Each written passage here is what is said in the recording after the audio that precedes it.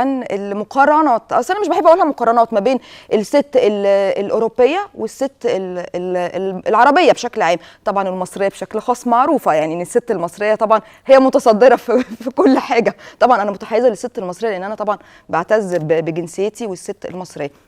مصريه يعني ولا اوروبيه؟ الستات دول طبعا نعمه، وهي زي طبق ونكرهها ياما، ونكرهها كبير. يعني ما ينفعش كل يوم اكل تفاح ولا كل يوم اكل مانجا، يعني هو اوبن بوفيه، التنوع مطلوب طول الوقت. فيعني انا شايف انتوا كده يا رجاله، انتوا عينيكوا فارغه. احنا بنحب الستات يا جماعه، ايه المشكله؟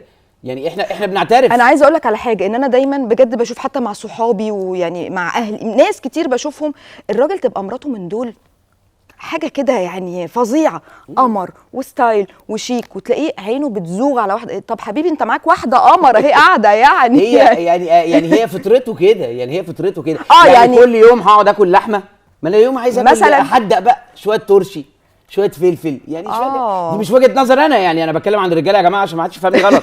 انا مؤدب جدا والله بجد. اي نعم، الرجاله بشكل عام يعني.